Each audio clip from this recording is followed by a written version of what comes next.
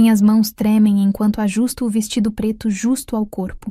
Respiro fundo, encarando meu reflexo no espelho.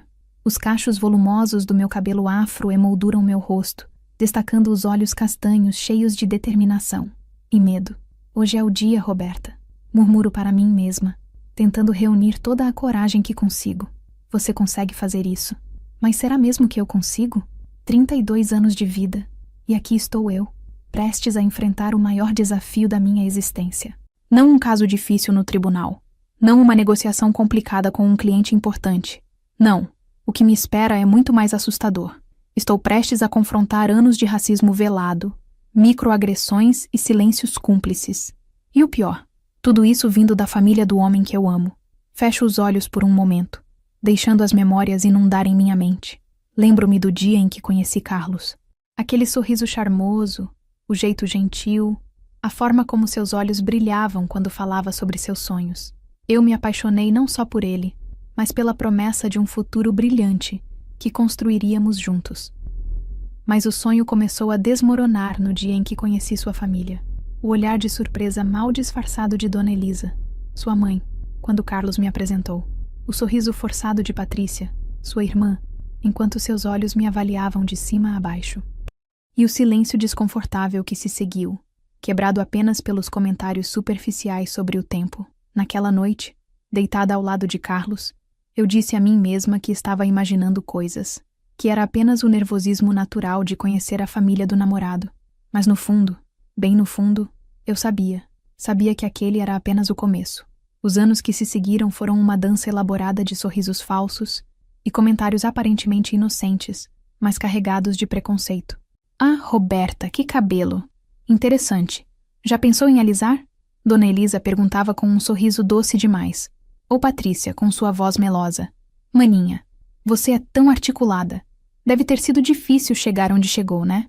E Carlos, meu amor, meu porto seguro. Ele sorria, desviava o olhar, mudava de assunto. Elas não têm má intenção, amor. É só falta de conhecimento. Com o tempo elas mudam, ele dizia, tentando me acalmar depois de cada encontro tenso com sua família. Mas o tempo passou, e nada mudou, exceto eu. Cada comentário, cada olhar de lado, cada silêncio cúmplice de Carlos foi corroendo minha autoestima, minha confiança, meu amor próprio. Até que chegamos àquela fatídica noite de Natal. O cheiro de peru assado preenchia a sala de jantar da mansão dos pais de Carlos. As luzes da árvore de Natal piscavam alegremente, em um contraste cruel com a tensão que pairava no ar. Eu estava sentada à mesa, usando o meu melhor vestido, meu cabelo cuidadosamente arrumado em um coque elegante. Foi quando Dona Elisa, após sua terceira taça de vinho, olhou diretamente para mim e disse com um sorriso que não alcançava seus olhos: Roberta, querida, você já pensou em fazer algo com esse seu cabelo? Sabe, para ficar mais apresentável? Afinal, você é a esposa de um executivo importante agora. O silêncio que se seguiu foi ensurdecedor. Patrícia riu discretamente, escondendo o rosto atrás do guardanapo. O Sr. Augusto, pai de Carlos, fingiu súbito interesse em seu prato de peru. E Carlos apenas ficou ali, olhando para o próprio copo de vinho, como se nele pudesse encontrar a coragem que lhe faltava. Naquele momento, algo dentro de mim se quebrou. As lágrimas que eu havia reprimido por tanto tempo começaram a brotar, e antes que pudesse me conter, eu me levantei abruptamente da mesa. Todos os olhares se voltaram para mim, surpresos, talvez até um pouco assustados. Com licença, murmurei, a voz embargada, antes de sair correndo em direção ao banheiro mais próximo. Fechei a porta atrás de mim e desabei. As lágrimas agora corriam livremente, e eu me perguntava como tinha chegado àquele ponto. Como eu, Roberta Silva, advogada bem-sucedida, mulher forte e independente, tinha permitido que as coisas chegassem a esse estado. Olhando para o espelho do banheiro luxuoso dos meus sogros, vi uma mulher que mal reconhecia, uma mulher cansada, machucada, diminuída. E foi ali, naquele momento de clareza dolorosa, que tomei uma decisão. As coisas não podiam continuar assim. Algo precisava mudar, e se ninguém mais fosse mudar, então seria eu. Sequei as lágrimas, ajeitei o vestido e respirei fundo. A batalha que me aguardava seria difícil, mas eu estava pronta para lutar. Pela minha dignidade, pelo meu amor próprio E quem sabe, por um futuro onde o preconceito não tivesse mais lugar. Abri a porta do banheiro, determinada. O caminho à minha frente era incerto, mas uma coisa eu sabia com certeza. A Roberta que voltaria para aquela mesa de jantar não seria mais a mesma que tinha saído dela minutos antes. E assim, com o coração acelerado e a cabeça erguida, eu me preparava para enfrentar não apenas a família de Carlos, mas também meus próprios medos e inseguranças. A jornada que estava prestes a começar mudaria tudo, de maneiras que eu nem podia imaginar. Voltei para a mesa de jantar com passos firmes, embora meu coração batesse descompassado. Os olhares se voltaram para mim, uma mistura de curiosidade e desconforto pairando no ar. Carlos tentou um sorriso hesitante, mas eu o ignorei. Naquele momento, eu precisava de toda a minha força para não desmoronar novamente. Desculpem-me, disse, minha voz surpreendentemente calma. Acho que o vinho não me caiu bem. Dona Elisa soltou um risinho afetado. Ah, querida, talvez você não esteja acostumada com vinhos finos. É compreensível. Respirei fundo, contendo a vontade de revidar. Aquela não era a hora nem o lugar. Eu precisava ser estratégica. Os dias que se seguiram foram um turbilhão de emoções contidas e conversas adiadas. Carlos tentou algumas vezes tocar no assunto do jantar de Natal, mas eu sempre desviava.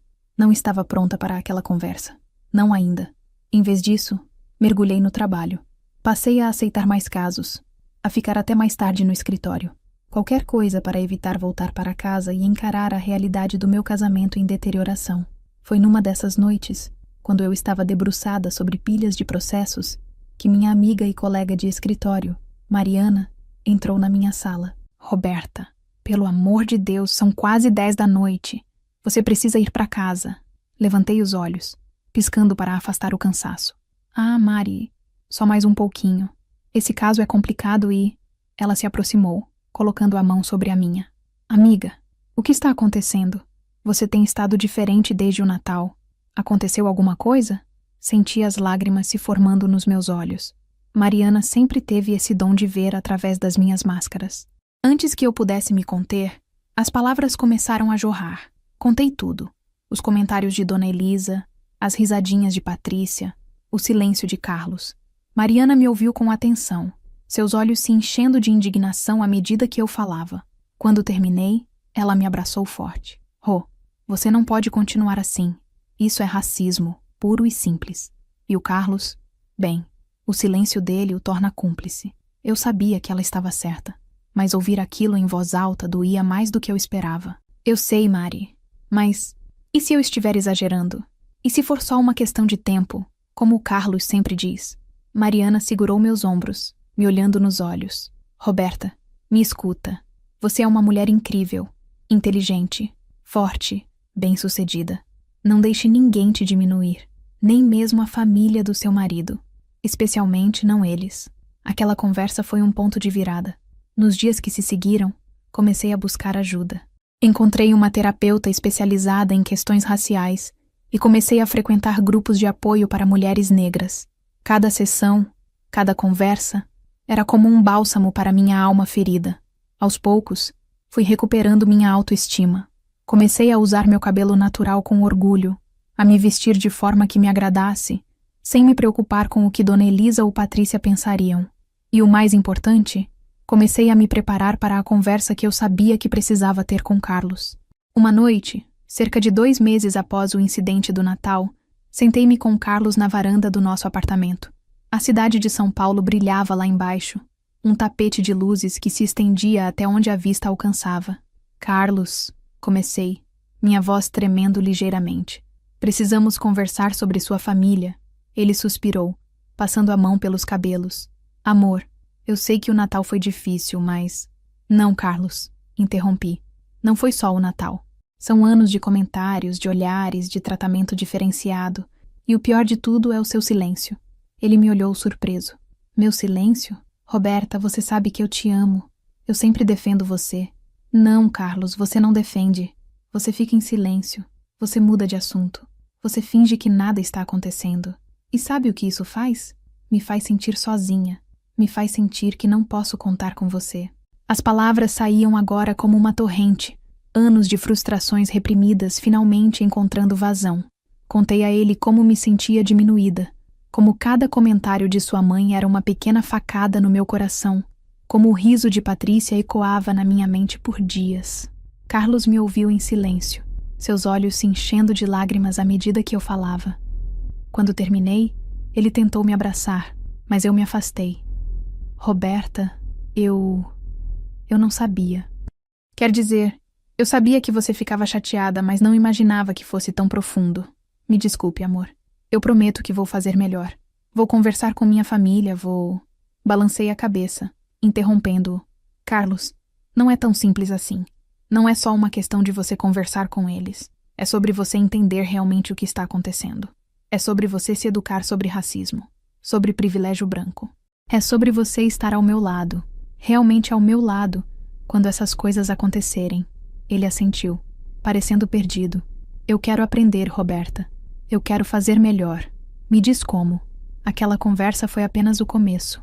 Nas semanas seguintes, Carlos começou a ler livros sobre racismo estrutural, a assistir documentários, a participar de palestras. Ele estava se esforçando, eu podia ver, mas ainda havia um longo caminho pela frente. E enquanto Carlos lutava para entender e mudar, eu continuava minha própria jornada de autodescoberta e fortalecimento. Comecei a me reconectar com minhas raízes, a celebrar minha negritude de formas que nunca tinha feito antes. Foi nesse processo que tive uma ideia que eu sabia mudaria tudo. Uma ideia que me enchia de medo e excitação ao mesmo tempo. O aniversário de Carlos estava chegando, e eu sabia exatamente o que precisava fazer. O dia do aniversário de Carlos amanheceu com um céu azul vibrante, como se o universo conspirasse para o que eu estava prestes a fazer. Acordei cedo, meu coração batendo forte no peito. Hoje seria o dia em que eu finalmente enfrentaria não apenas a família de Carlos, mas também meus próprios medos. Bom dia, amor. Carlos murmurou, ainda sonolento. Algum plano especial para hoje? Forcei um sorriso, tentando conter o nervosismo em minha voz. Claro, aniversariante. Mas é surpresa. Só preciso que você esteja em casa às 19 horas, ok? Ele sorriu, sem fazer ideia do que o aguardava. Assim que saiu para trabalhar, comecei os preparativos. Liguei para o buffet, confirmei a decoração e então fiz a ligação mais difícil de todas. Alô, dona Elisa? É a Roberta. Estou organizando uma surpresa para o Carlos hoje à noite e gostaria que a senhora e toda a família viessem. As horas passaram num borrão de atividade frenética. Quando finalmente parei para me arrumar, já era quase hora dos convidados chegarem. Escolhi um vestido vermelho vibrante, deixei meus cachos soltos e volumosos e coloquei os brincos que minha avó me dera.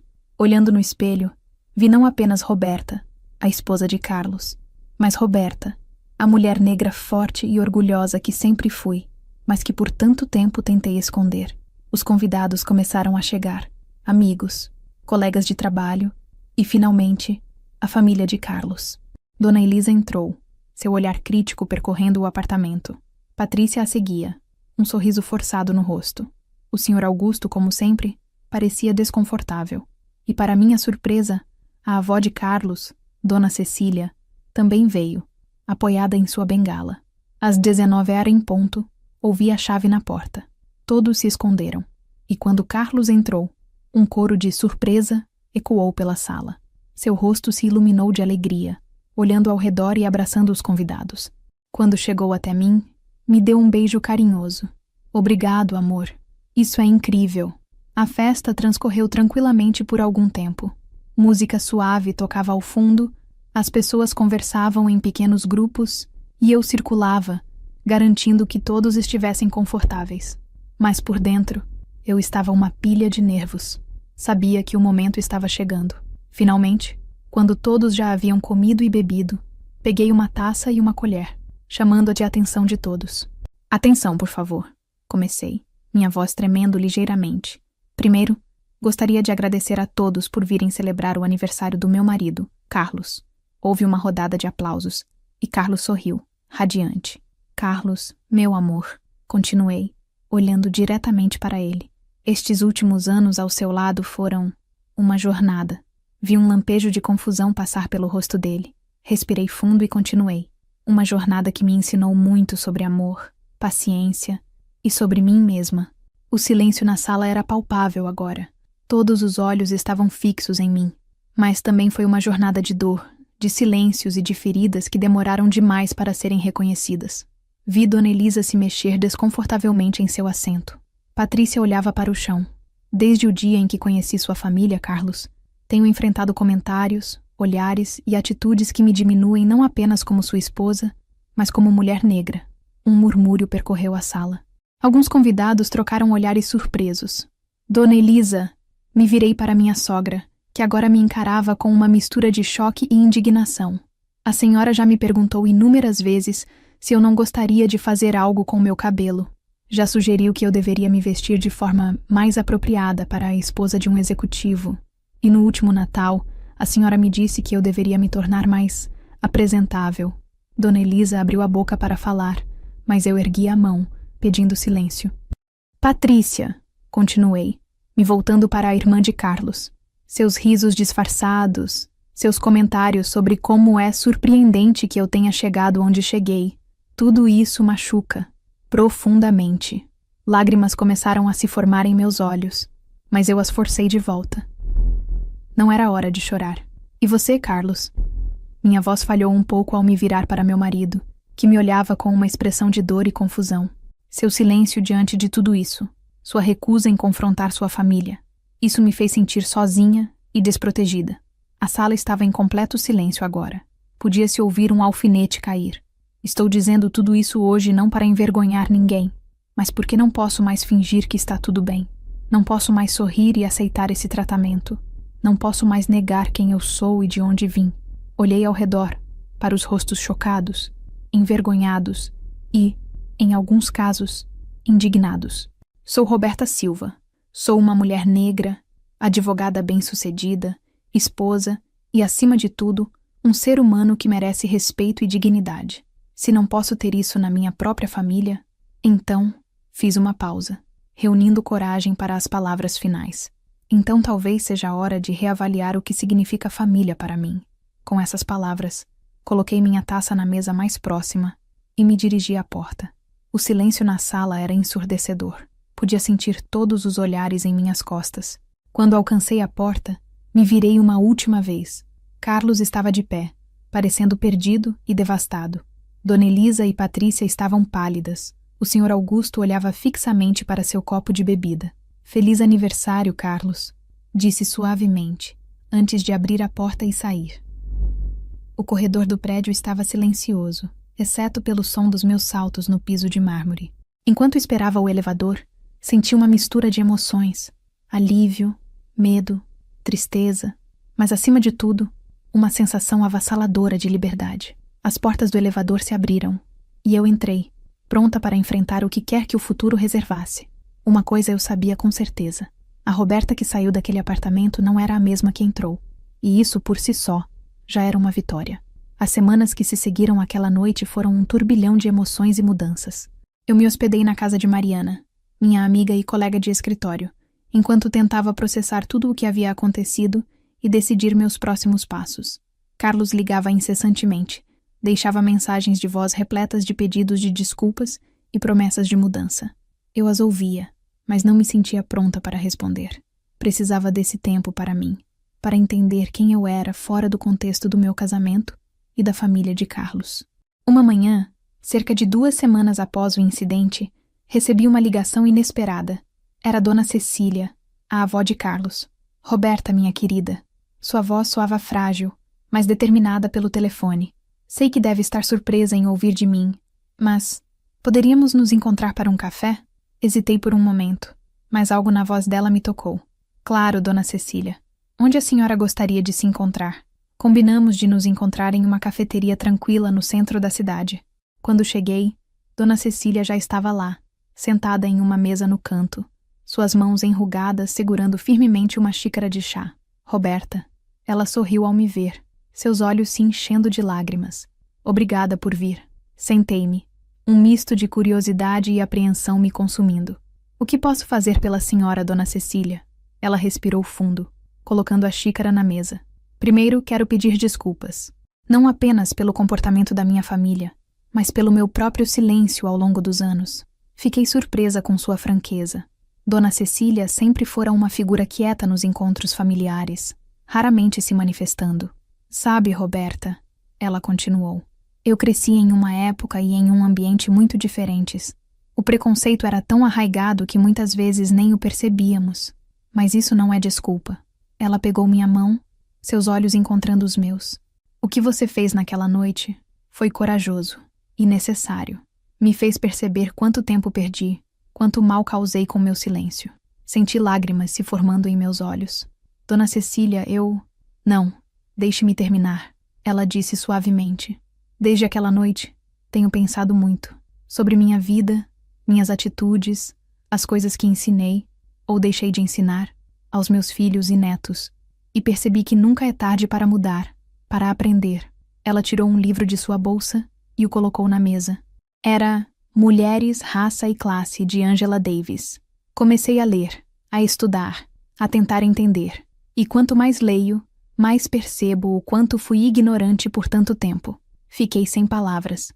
Ver essa senhora de quase 80 anos, admitindo seus erros e buscando conhecimento, era profundamente comovente. Roberta, ela continuou, não estou aqui para pedir que você volte ou perdoe imediatamente.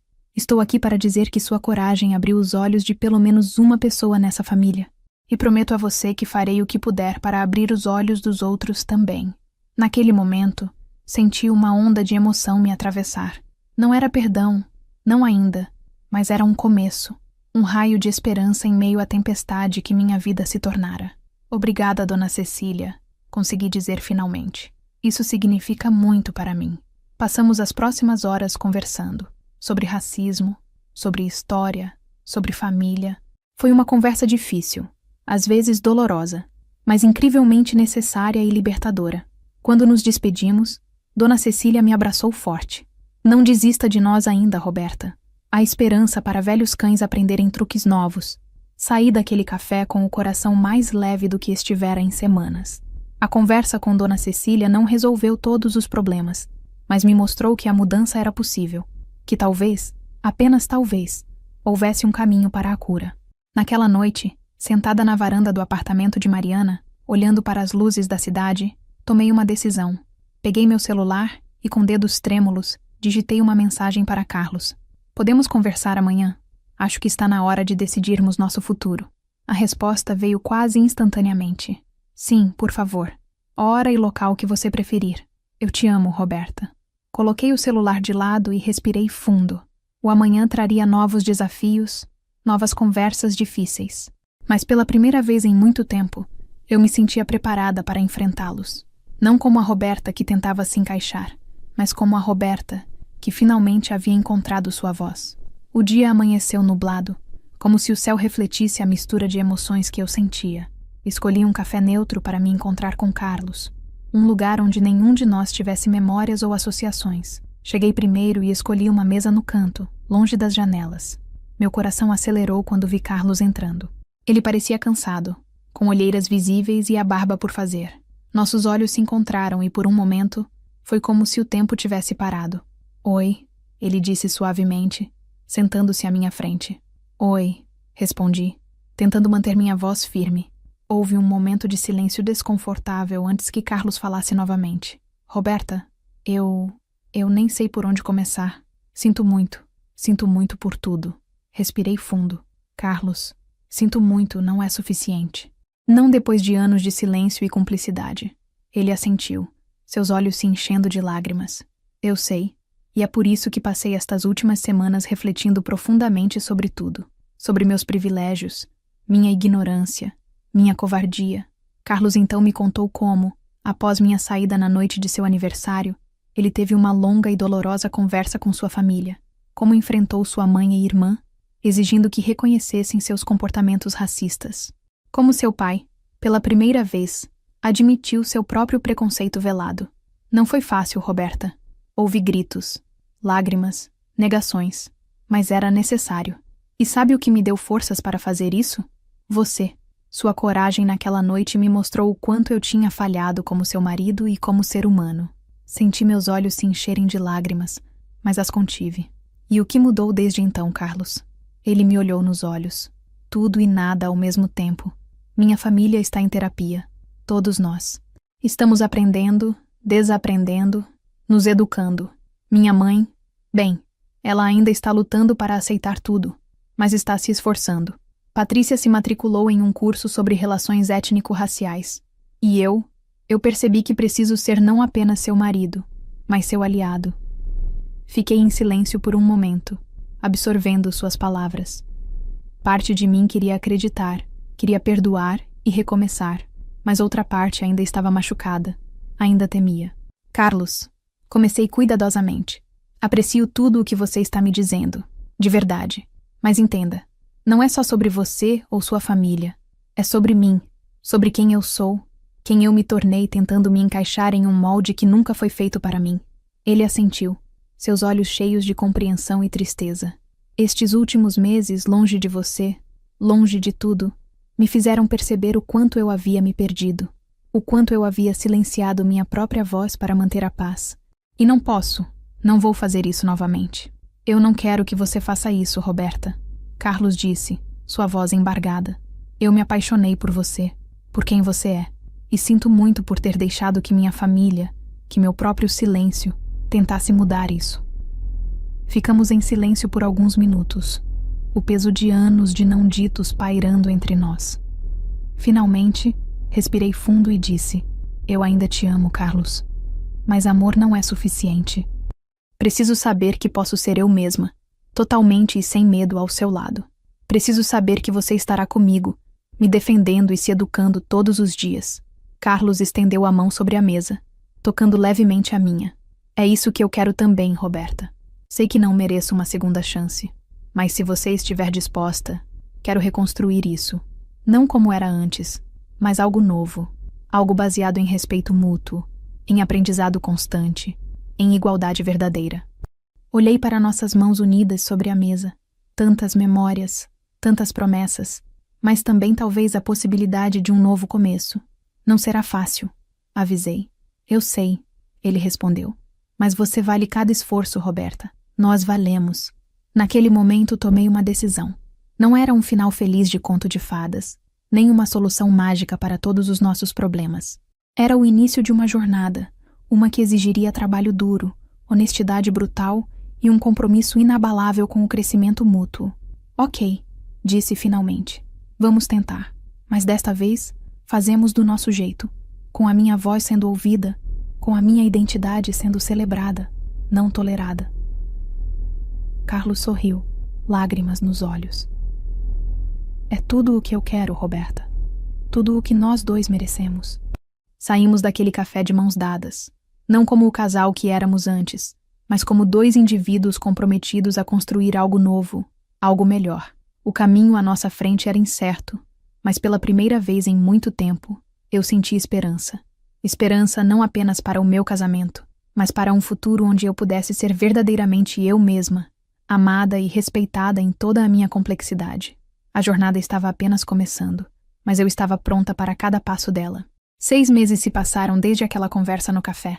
6 meses de altos e baixos, de progresso e retrocessos, de risos e lágrimas.